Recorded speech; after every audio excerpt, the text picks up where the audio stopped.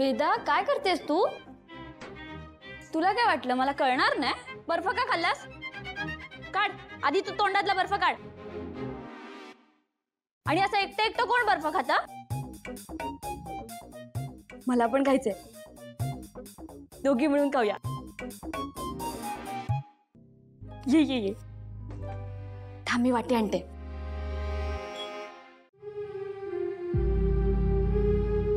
अथर्व, असं नका बोलू तुम्ही. तुमचं माझ्यावर किती प्रेम आहे हे माहिती आहे मला. त्यामुळे तुमच्यावर रागवण्याचा प्रश्नच येत नाही. आणि तुम्ही आतापर्यंत जे केलंय ते आपल्या कुटुंबासाठी, माझ्यासाठी, आपल्या वेदासाठीच केलंय. आणि यानंतरही तुम्ही त्यांच्याच आनंदासाठी जगणार आहे माहिती आहे मला. एक सांगू अथर्व, मला ना खूप मनापासून वाटतं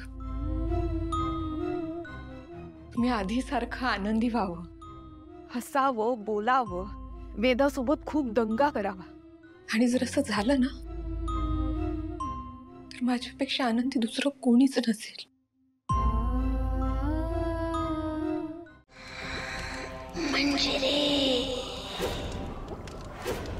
मला शोध लागलाय की ती कवडी तुझ्यापर्यंत कशी पोहोचू शकते. कशी?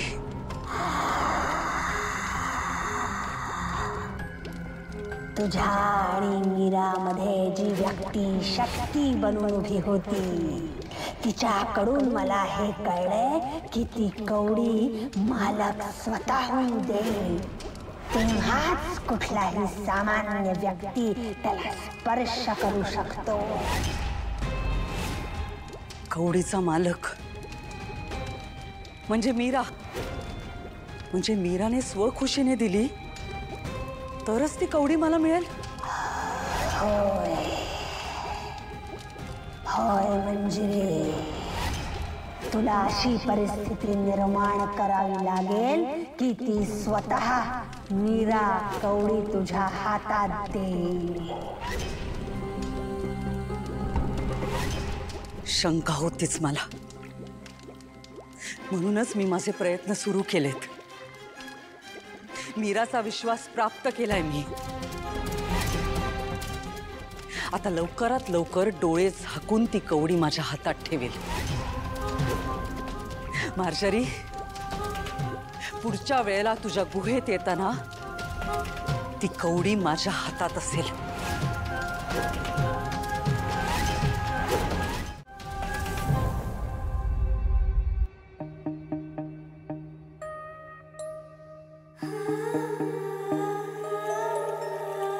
वेदा,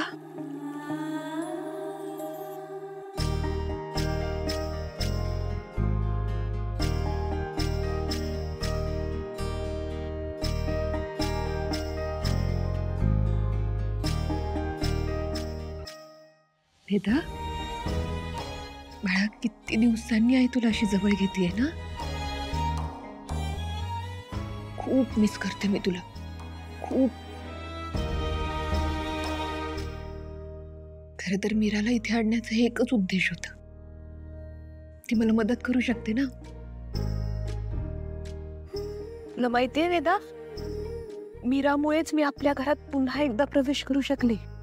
तुम्हा सगळ्यांना भेटू शकले, बघू शकले. ती तुझ्या सोबत असली की मला तुला जवळ घेता येत नाही, तुझ्या जवळ येता येत नाही. कारण तिला जर कळलं मी कोण आहे तर सगळं संपून जाईल ना. तुझ्या जवळ येता येत नाही ना वेदा, याचं खूप वाईट वाटतं ग. पण आता काळजी वाटत नाही.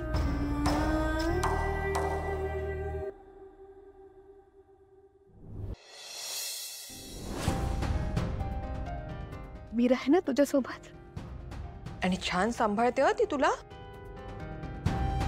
तुलाही तिची कंपनी आवडते हे बघतीये मी.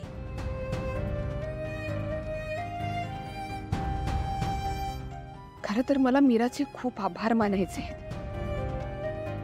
तिच्यामुळे माझी वेदा किती दिवसांनी छान गोड हसलीये. तिचे केस विंचरलेत. मीरा तुझ्या सोबत असणं चांगलंच आहे ग, आणि हे माहिती पण आहे मला. पण काय, शेवटी आईचं काळीज आहे ना.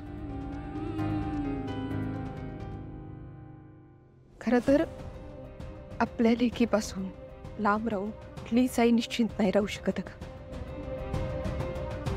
मग ती जिवंत असू देत किंवा मेलेली.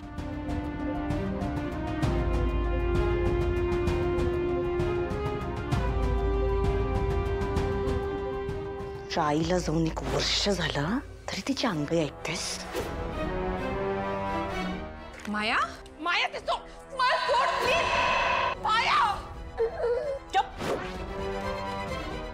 पण ती माया, माया असेपर्यंत माझी काळजी कधीच संपणार नाही. माया आणि अथर्वचं जर साखरपुडा झाला तर तुझ्या जीवा